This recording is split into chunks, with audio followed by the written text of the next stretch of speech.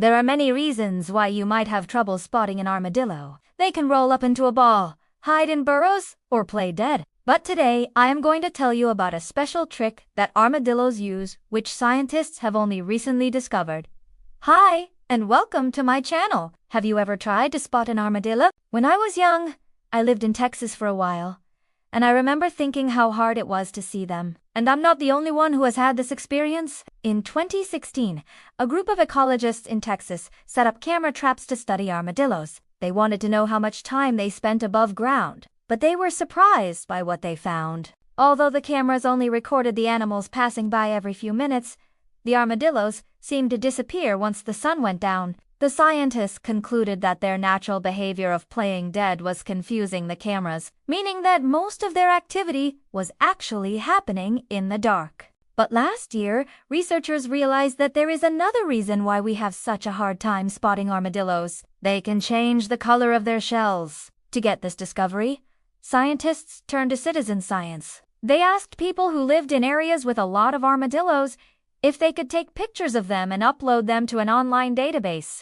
Then the researchers compared the colors of the shells with the colors of the soil where the armadillos were found. They noticed that in areas with lighter colored soil, like sand, the shells of the armadillos were darker, and in areas with darker soil, like clay, the shells of the armadillos were lighter. Now, you might be thinking, this doesn't really explain why they're so hard to spot. After all, lots of animals change color to blend in with their surroundings, like chameleons and some species of octopus. But armadillos are mammals, so their color-changing abilities work in a completely different way. Mammals cannot change the color of their skin like reptiles do. Instead, armadillos change the color of their shell by controlling how much of it is showing. They have more than 100 little plates of armor, called os, that overlap each other, and they can raise or lower each one independently. Usually they keep their shells raised, but when they want to camouflage themselves, they lower the edges of their shells, making them less noticeable. Scientists think that this ability may have evolved because armadillos have very few natural predators,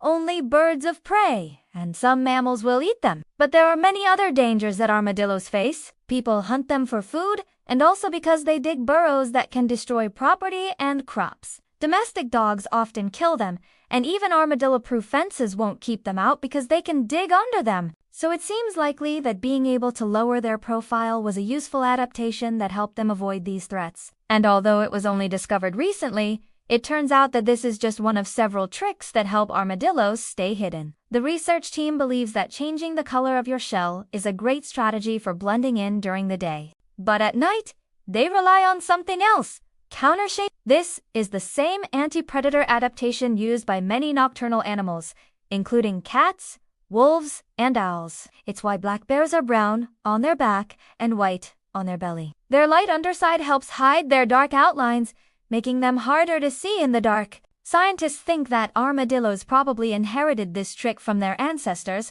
along with the ability to raise and lower their shells. But while these adaptations help them hide from predators, they also make it very hard for us to spot them. That's why, despite living in Texas for several years, I never saw an armadillo until I moved away. I don't believe it. Okay, maybe I've seen one, but it was probably a while before I learned what it was. But now, I see them all the time! If you'd like to learn more about the secret lives of armadillos, there's a link to the original research paper in the description below. I sure do love a good paper! They're so well made and there's always new ones coming out. But sometimes I wish I could learn more about the paper itself, like what inspired the author to write it. Well, thanks to a website, if you go to their website and click on one of the papers, you can read the author's summary of what their paper is about. You can find out who wrote it and get links to all of their other papers.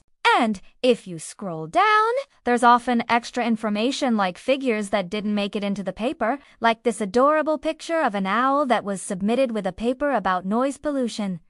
Thanks for watching. If you liked this video, please subscribe and leave a like. A special thanks to our supporters who make it possible for everyone to learn about the amazing science that happens all around us.